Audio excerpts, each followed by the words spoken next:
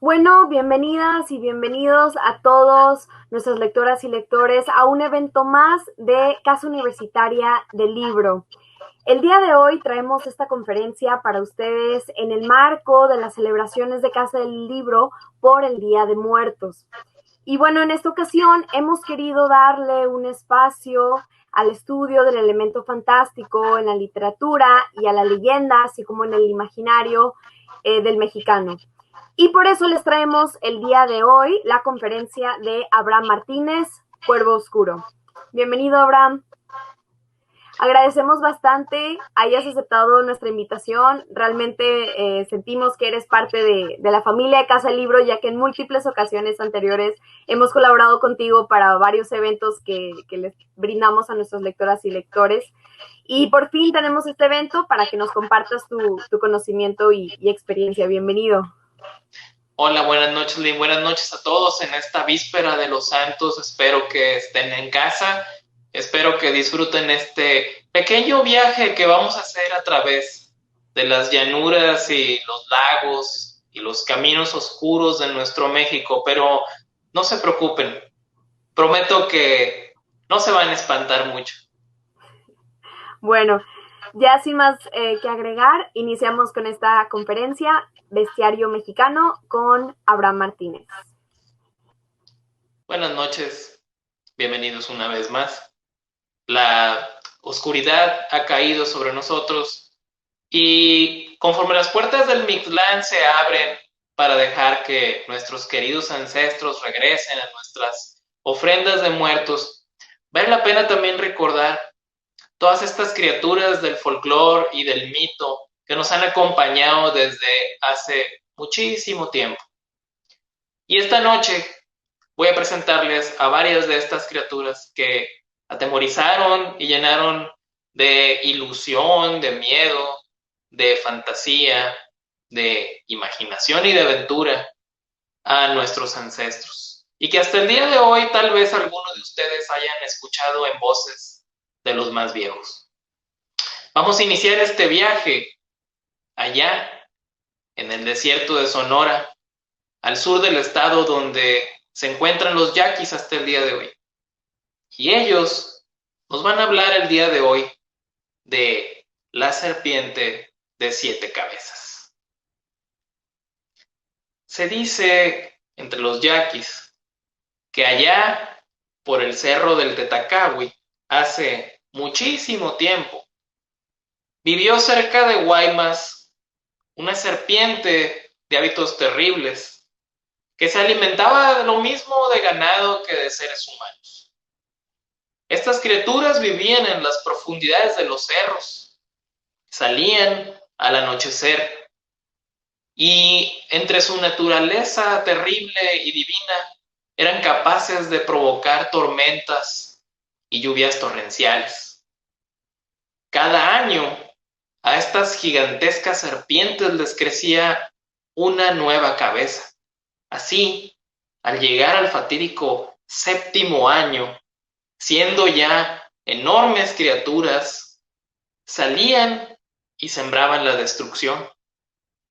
También la leyenda cuenta que el dios yaqui de la cacería, Suahuaca, supo que existían estas criaturas y utilizando sus arpones de fuego en forma de rayos y flechas, disparó aquellas noches contra una de estas serpientes y supo que la carne era rica, así que la llevó como una ofrenda a Yuku, que era el dios del trueno y de la luz, y a su esposa. De manera que estas terribles serpientes encontraron un nuevo enemigo, ya que su carne fue bastante sabrosa y apreciada por aquellos. También dice la leyenda, entre los yaquis, que si alguna vez, sin saberlo o sabiéndolo, un yaqui se casa con un pariente, se convertirá en una serpiente. De aquí viene la creencia de los hombres culebra, herederos de la serpiente de 7 cabezas. Dicen que había una laguna abajo del cerro de Naomi y que ahí vivía una serpiente monstruosa. Dicen también que cuando la gente se organizó y acudió ahí para cazarla, descubrió que esta criatura llevaba una cruz en la frente y supieron así que se trataba de Asensio, quien había sido predicador de una iglesia cerca de Guaymas. Así llega hasta el día de hoy nuestra primera criatura, la serpiente de 7 cabezas y sus extraños engendros que tal vez allá en Sonora aún moren entre nosotros. Y bueno, no es la única criatura que podemos encontrar en el folclore que medre entre los cerros y entre las lagunas. Hablando de lagunas, es muy común en la Ciudad de México que todavía existan ojos de aguas y canales, aunque hayan sido ya cubiertos por la ciudad. Y ahí en los drenajes profundos, tal vez donde alguna vez estuvo el lago de Texcoco, en la antigua Tenochtitlán, podamos encontrar, si nos descuidamos, a el ahuizotl, también llamado ahuizote. El ahuizotl, no, ese no es, no, es el perro, ese. El ahuizotl es una de las numerosas criaturas lacustres que amenazaban a nuestros ancestros del Valle de México. Esta criatura era como una especie de perrito, pero tenía el pelambre muy corto y las orejas puntiagudas. Su principal particularidad es que su cola tenía forma de mano humana. Y con estos 5 dedos, a veces, podía simular que era una persona ahogándose y la agitaba entre un oleaje y entre la espuma para tratar de atraer a algún incauto que en su afán de ayudar a su prójimo se convirtiera en su víctima. Su cuerpo era de color negro y sumamente escurridizo como el de una nutria. Y esa mano recordaba también la de los monos y los mapaches. Es una criatura brutal y peligrosa. Cuando alguien es presa de su mano, el ahuizotl rápidamente nada hacia el fondo de la laguna.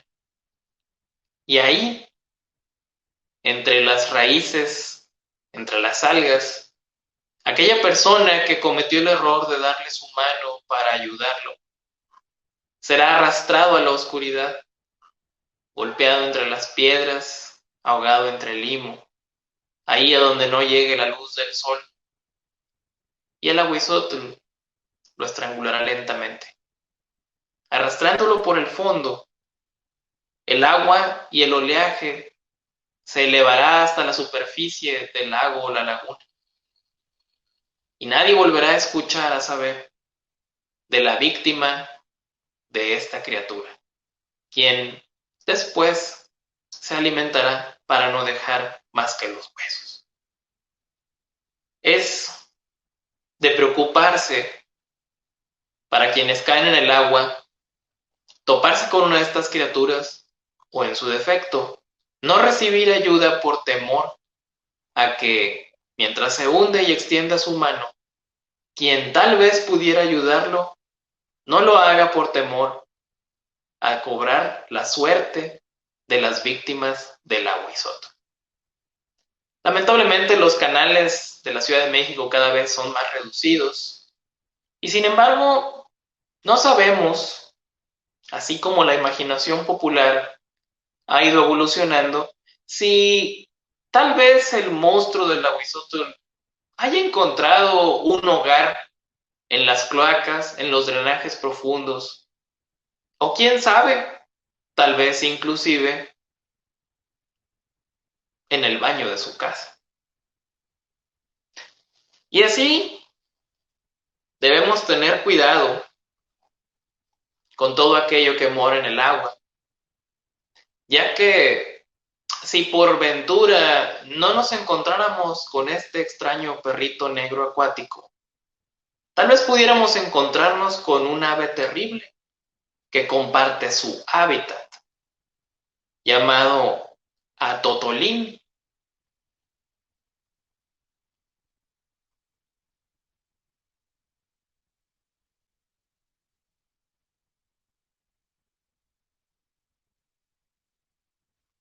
El atotolín o coyote acuático, no, era el anterior.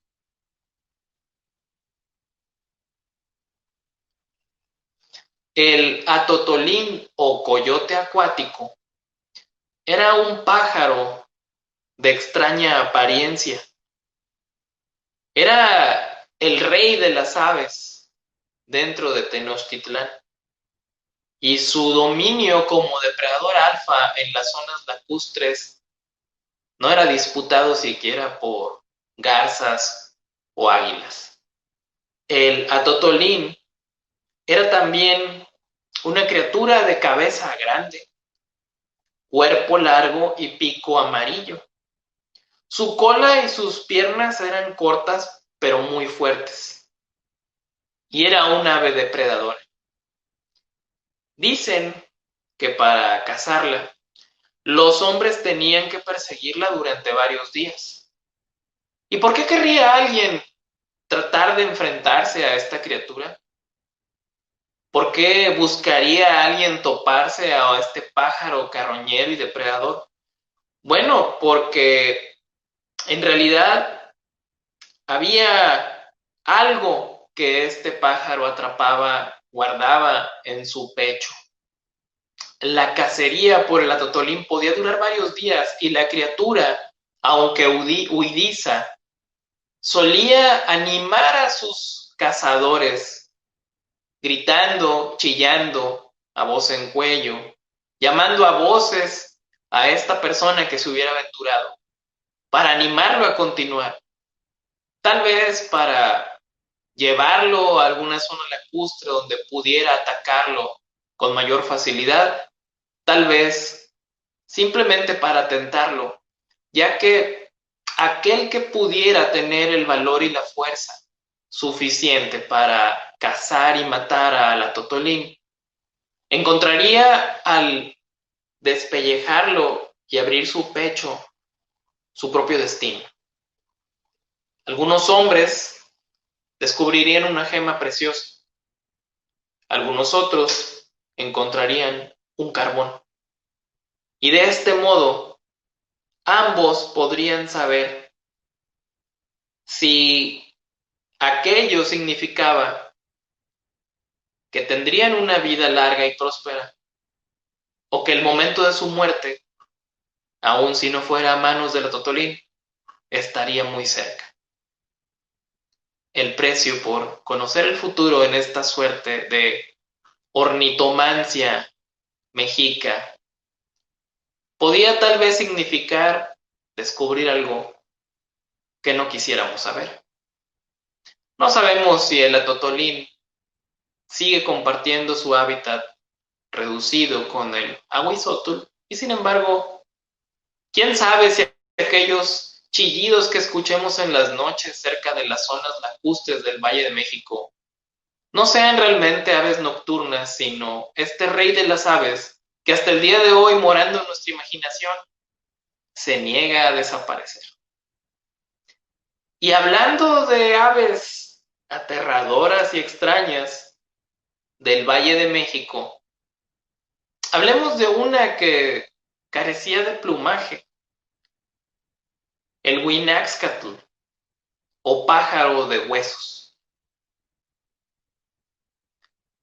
El origen de esta criatura se remonta a mucho, mucho tiempo atrás, cuando antes de la caída del quinto sol, antes del cuarto sol, hubo un tiempo en que se supo que el mundo iba a terminar.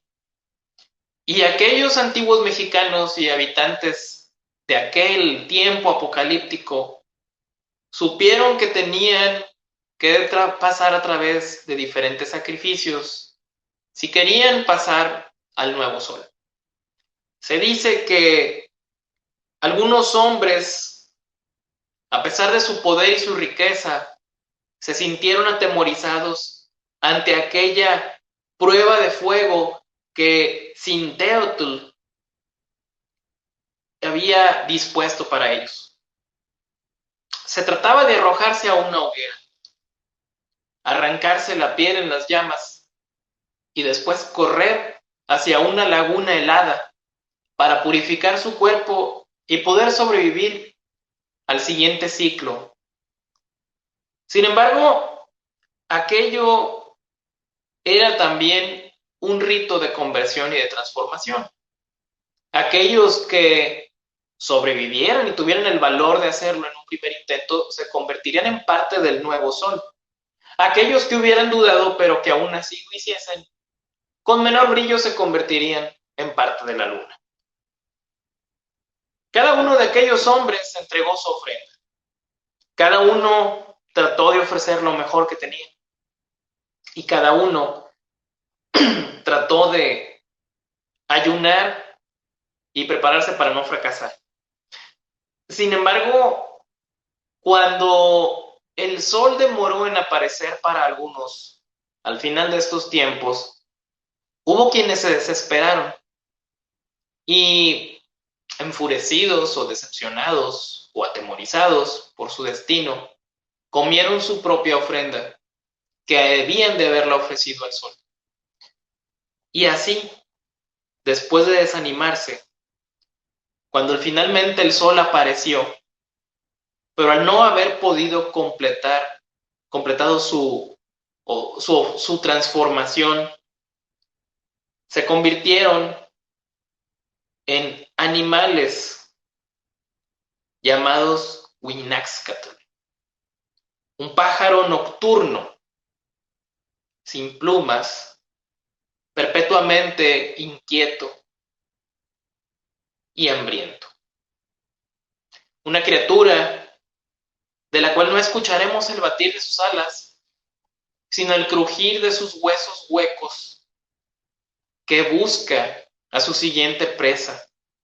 Ahí tal vez, entre los árboles de la alameda en la madrugada, o tal vez en algún pequeño campo, en un pequeño parque, en alguna colonia popular de la Ciudad de México, esperando en la madrugada tener la oportunidad de salir de entre las ramas, confundido entre las hojas, para posarse cerca de un paseante, o de unos enamorados, o de un velador, o alguna persona que esté trasnochando y que lamentablemente no tenga la suficiente velocidad para escapar de las afiladas alas y garras de hueso de este hambriento ser.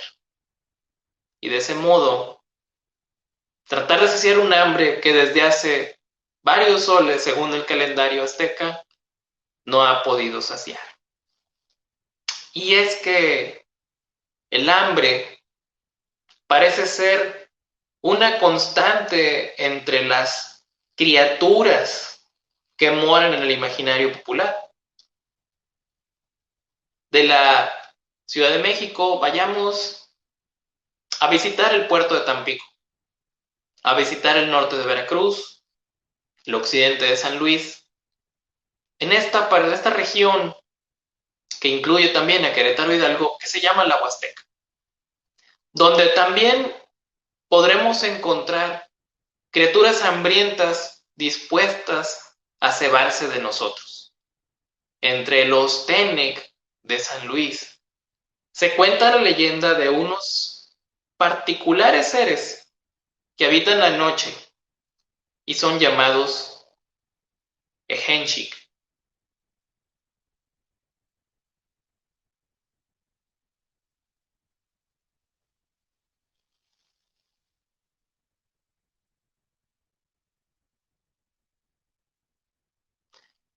Los Ejénchik son una especie de vampiro. Son seres malignos que tienen un poder tan grande que se le compara al de los Dimanes, que son los médicos brujos de los Ten. Cuando la gente duerme, los Ejénchik se meten a sus casas y levantan la cabeza de quien está dormido. Si aquella persona no despierta y continúa dormida, prepararán una especie de atole que incluye cenizas y orina, mezclado en una taza o incluso a veces en un cráneo humano, y se lo darán de beber a quien duerme. Esta persona no recordará absolutamente nada al día siguiente, pero se sentirá fatigado, cansado, como si estuviera anémico. Y probablemente si el día de hoy fuera a hacerse unos análisis, le dirían que está anémico, porque lo que ha hecho el Ejénchik esa noche es sacarle sangre. Algunos ávidos y hambrientos la beben en ese instante, otros más acostumbrados a nuestra forma moderna de vivir, la guardarán en botellas y la llevarán a sus cuevas en el monte para poder nutrirse en las noches subsiguientes. Algunos piensan que los Ejénchik nacen, que algunas personas que no fueron bautizadas y cuyos ancestros fueron Ejénchik son capaces de adquirir este poder, de prolongar su vida a través de obtener la sangre ajena. Algunos también piensan que los Ejénchik se pueden convertir en animales, guajolotes o alguna especie de nahual que se confunde en el monte para poder acechar a sus víctimas. Dicen también que aquellos que tienen el poder de convertirse en Ejénchik son llamados brujos o brujas. Son capaces de quitarse las piernas, ocultarlas en el brasero de la casa y ponerse un par de carrizos para caminar a largas zancadas por el monte hasta llegar con sus víctimas.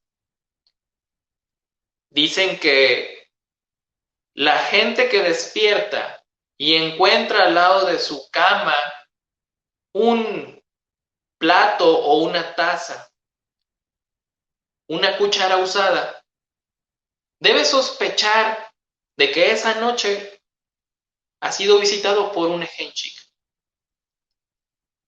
Estas criaturas, además, no solo se aprovechan de sus víctimas sorbiéndoles la sangre, sino que también pueden asaltarlos.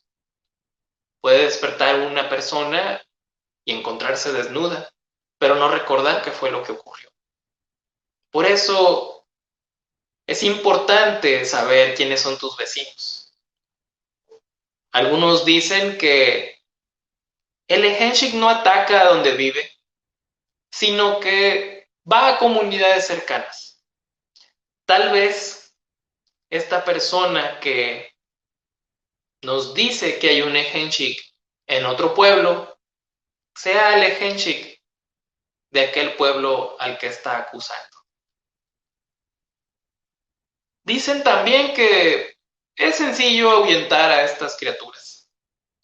Basta con hacer algunas oraciones o también buscar la ayuda de un dimán, de un médico brujo que ayude a evitar que este vampiro de la Huasteca siga visitando nuestra casa o simplemente que no entre.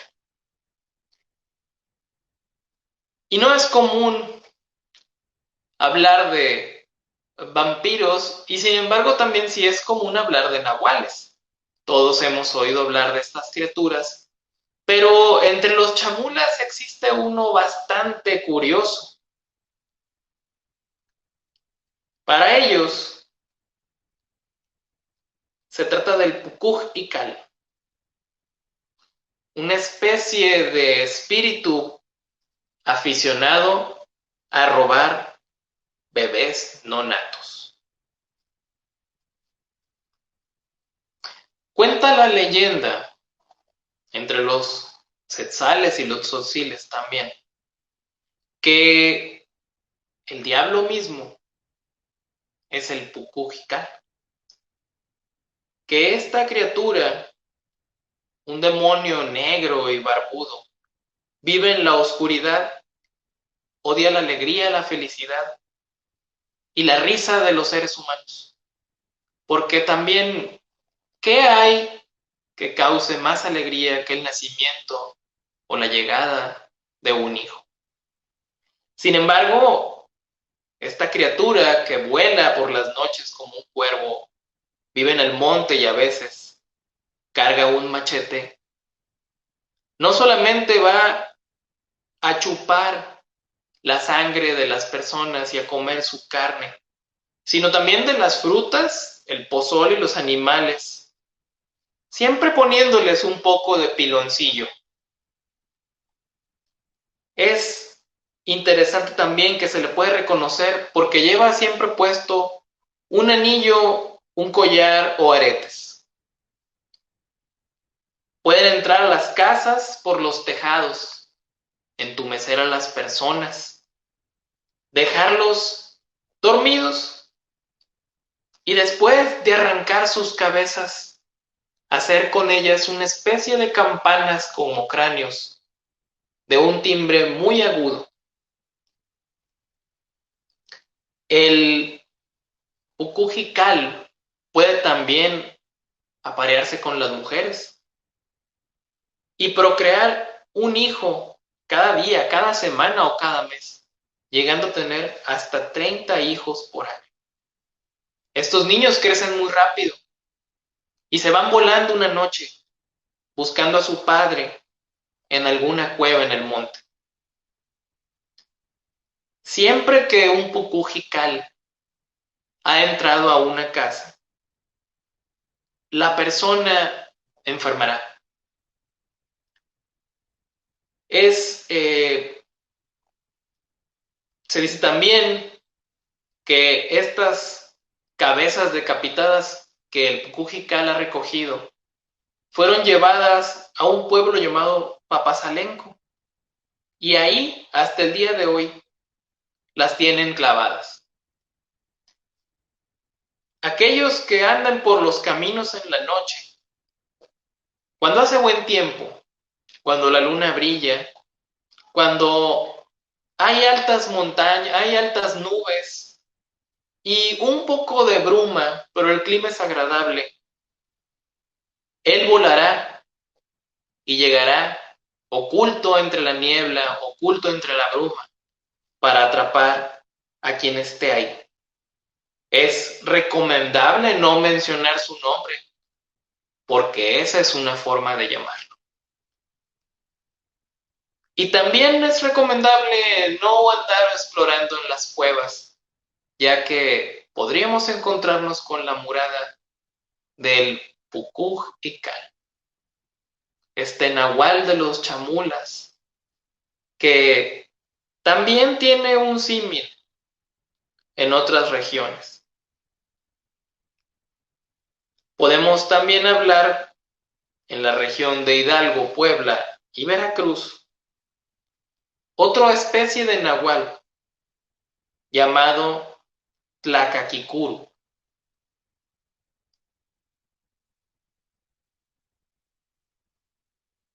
Este en particular no está asociado con aves de rapiña o con guajolotes, sino con un ave nocturna que es el tecolote o búho.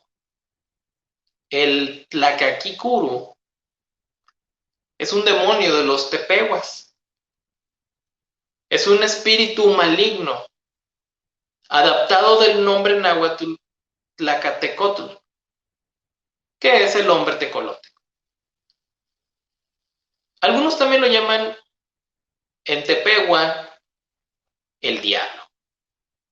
Es fácil pensar que una persona con la capacidad de transformarse en un animal para acechar a sus víctimas tenga un origen diabólico. Sin embargo, estas criaturas existen desde hace muchísimo tiempo, antes de la llegada de los españoles. Y sus leyendas se han sumado al sincretismo popular de nuestro país. Una vez más, todos hemos oído hablar de los nahuales, y sin embargo, pareciera que cada región tiene un nahual particular, como si en esta especie de licantropía no solo hubiera hombres lobo u hombres hiena, sino también hombres guajolote, hombres tecolote. Y así en cada región, independientemente de la luna, podremos encontrar que estos seres de día caminarán como nosotros y de noche nos verán como sus presas. Y en la noche es en el donde encontraremos con mayor facilidad el reino de los invisibles Baatzik de la Huasteca de los Tenec.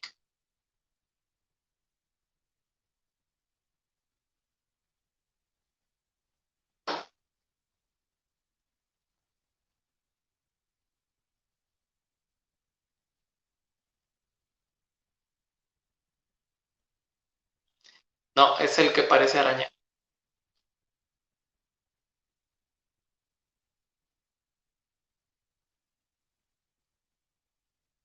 Ese.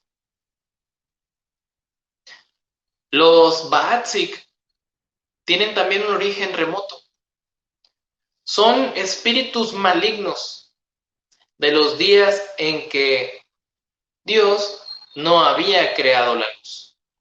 En aquel mundo oscuro había gente, pero estas criaturas eran los antiguos, los dueños de la tierra. Eran muy viejos y vivían en las tinieblas. Tenían 3 pies y como no podían defecar, preferían no comer. Ellos se alimentaban de olores, de lo que podían percibir como vapor de la comida. Pero un día se hizo la luz, salió el sol. Y esta gente antigua temió que iba a llegar el final de los tiempos. Así que se escondieron bajo tierra, formando montes y cerros con la que los cubría. Cuando el sol salió por el oriente y siguió su camino, ellos pensaron que el fuego los mataría. Sin embargo, algunas personas que no entraron recibieron la luz del sol y en una suerte de bautismo se volvieron seres de luz. Sin embargo, los Baatzik se quedaron bajo tierra y están muy enojados porque ellos piensan que está mal, que debemos ser como ellos, que por qué ellos deben quedarse bajo tierra mientras los demás podemos estar a la luz del sol y que su misión es traerlos. Estos seres invisibles a veces salen a la tierra y se llevan animales, burros, puercos, perros, gallinas, incluso gente. Cuentan los Tenec que un día un hombre no llegó a su casa y su hermano se puso a buscarlo durante varios días. Lo buscó por los caminos y después de mucho tiempo sus familias le dijeron que se rindiera, pero él no cejó. Estuvo comiendo lo que pudo durante 7 días y después buscó un caballo y una lanza y se fue a encontrar a su hermano. Se fue al monte y encontró un lugar en una gruta donde había perros y vacas y burros y personas. Este hombre los liberó a todos, les permitió regresar y de esa manera descubrió aquel lugar en el que los Batsik tenían atrapadas a las víctimas, a los seres de luz que ellos envidiaban. Ellos siempre están por debajo de la tierra y si alguien en algún momento va a hacer sus necesidades al monte, esto les molesta mucho y pueden surgir. Así que es importante que no andes por los caminos más alejados de los pueblos. No te metas a los cerros. No muevas esos montículos de piedra que puedes encontrar en algunos lugares de las Huastecas. No andes por ahí porque ellos son de muy mal temperamento. Y dicen también que si uno ve a un Batsik, puede darle un ataque cardíaco o puede enfermar, porque ahora los Batsik no se llevan solo a las personas y a los animales, sino que son capaces de arrancarte el espíritu mismo y desprenderte de él.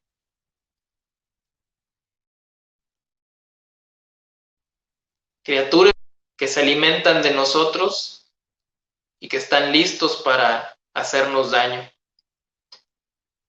Y con las que sin embargo se puede hacer algún trato alguna vez. Como dicen los lacandones de Chiapas, que es posible hacer tratos con la Ajoc, una especie de sirena o criatura que vive en los lagos, en los ríos e incluso en el mar. Una mujer con la que una vez un pescador quiso hacer un trato. Cansado de tener mala suerte y lanzar sus redes de forma infructuosa durante una larga tarde, llamó y rogó a este espíritu del agua que llenara su red de enormes peces. Ella emergió y le dijo: lo haré, pero a cambio debes darme a uno de tus hijos, y yo me lo llevaré a las profundidades. El pescador tenía una hija y un hijo, y decidió ofrecerle a su hija a cambio de una enorme pesca. Fue así como el hombre volvió a casa y relató a su esposa lo ocurrido. Ella accedió y le entregó a su hija.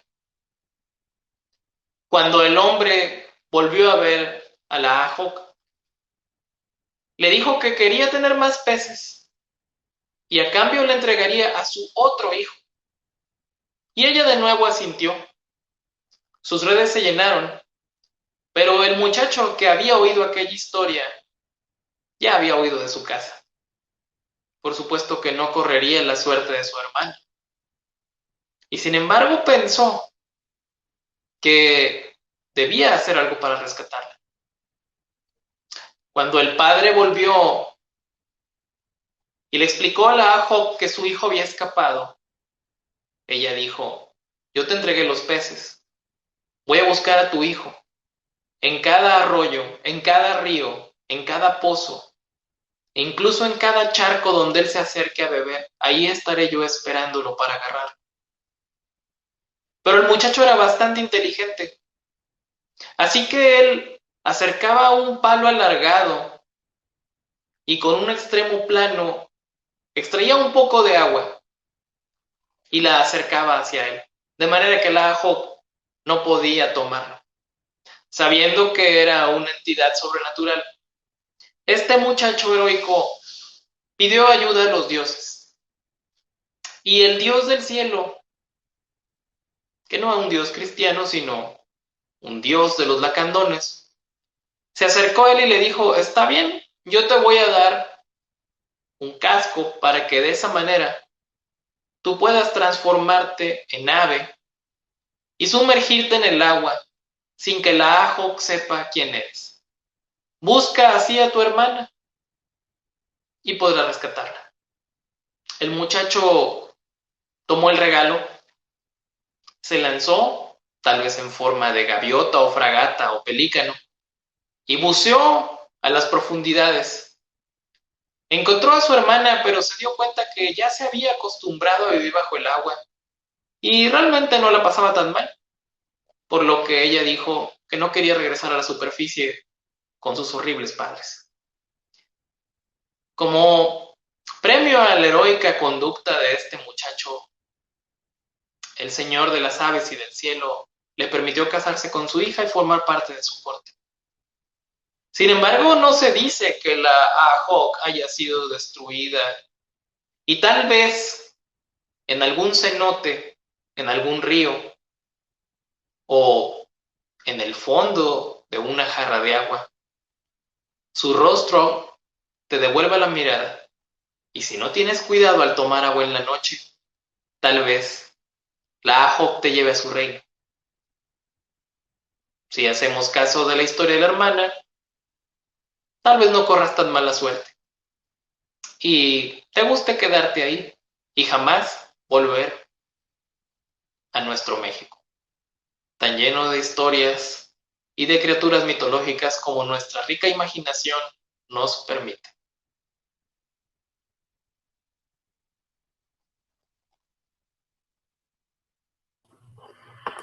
Bueno, muchas gracias, Abraham. Ahora sí que qué miedo viajar por los distintos estados de México, definitivamente. Oye, y quería aprovechar, pues, para preguntarte, digo, estuviste ya mencionando nahuales, demonios y varios estados. Recuerdo que mencionaste Tamaulipas, llegaste a mencionar, pues, la Huasteca Potosina, también el centro del país, entre otros. Pero, por ejemplo, si nos enfocamos, bueno, en el estado de Nuevo León, ¿qué criatura mitológica o acaso nosotros estamos a salvo aquí en Nuevo León de alguna criatura? Bueno, lamentablemente no estamos a salvo, tenemos muchos cerros y montañas y no quisiera mencionar su nombre, pero todos sabemos que algo vuela en las cumbres del Cerro de la Silla. Sí, sí, sí, claro, algo que tememos mucho, ¿verdad? Oye, Abraham, y bueno, igual nos encantaría saber en qué estás ahorita tú trabajando, si tienes algún proyecto literario, algo que nos puedas platicar. Y bueno, también igual cómo ha sido, bueno, para ti este confinamiento, ¿no? Y con tu proceso creativo, con proyectos que tengas en puerta. Bueno, yo mencioné a los Batsic porque precisamente estoy terminando un proyecto de un cómic que se llama Coyut, el Hilalix. Coyut es un personaje cuya historia transcurre en el arcaico, esta etapa hace 15, 10 mil años antes de que existieran las grandes culturas del preclásico en México. Y él convive con mamíferos prehistóricos y es un curandero, es un médico brujo que enfrenta a estas entidades de la mitología y algunos hechiceros. Y es un cómic, afortunadamente, bueno, ya está bastante avanzado. Yo quise rescatar la mitología Tenec para hablar acerca de personajes o criaturas que muchas veces no los vemos porque nos hemos acostumbrado mucho a hablar de la mitología de la época postclásica y de la clásica, es decir, de los mexicas, de los mayas, que es lo más cercano que tenemos. Pero yo quise irme un poco hacia estos personajes de Aridoamérica, de los estados del norte, y es en lo que estamos tratando de abordar en estas historias que aparecen en este cómic. Que espero para el próximo año, ¿verdad? Si otra vez hay eventos y la pandemia nos lo permite. En él están colaborando pues Marco Lorenzana, Jesús Salas, Miguel Ángel Hernández, que es uno de los autores, de los artistas que vimos aquí en la imagen del Batsic, precisamente, y también Salvador Velázquez, Ernesto Tercero Yip, todos gente con la que he estado trabajando, y eso es en lo que estamos ocupados en este momento, hablar de este concepto que llamamos obsidiana y nahualismo contrapuesto a la espada y hechicería que hemos visto, por ejemplo, en Conan el Bárbaro, ¿no? Queremos hablar de cómo sería eso, pero aquí en nuestro México, en América. Eso es en lo que estoy trabajando ahorita. Y bueno, respecto al tema del confinamiento, pues fíjate que me he estado cuidando bastante, las medidas que nos han recomendado nuestras autoridades constantemente, el lavado de manos, la desinfección de las manos, la sana distancia, siempre el cubrebocas por respeto a las personas que tenemos cerca, con las que convivimos de una u otra manera, y también el limitar mucho esta movilidad. Por mi trabajo yo tengo que ir a ver clientes en la industria, específicamente industria de alimentos, entonces, bueno, es un sector que no se ha detenido y que sin embargo tenemos que seguir dando servicio, pero siempre con estas medidas precautorias. Y bueno, esperando que quienes nos escuchen se encuentren bien y así continúen. Claro, sí, claro, Abraham, como lo mencionas. Bueno, y precisamente pues Casa Universitaria del Libro, la editorial universitaria, organiza estos eventos precisamente pues también invitando a que toda nuestra comunidad permanezca en casa y pueda seguir disfrutando de nuestros distintos eventos culturales, literarios, ¿verdad? Y bueno, pues con esto ya nos despedimos. Agradecemos muchísimo que hayas estado con nosotros el día de hoy. Estuvo bastante interesante esta conferencia, inclusive algo de terror que sembró en mí en particular, pero bastante interesante y muy enriquecedora, sobre todo sobre la cultura mexicana y estas leyendas. Y bueno, ya sin más que decir, les deseamos una muy bonita noche y nos vemos hasta la próxima. Hasta luego. Que pasen un bonito Día de Muertos y un maravilloso chantolo.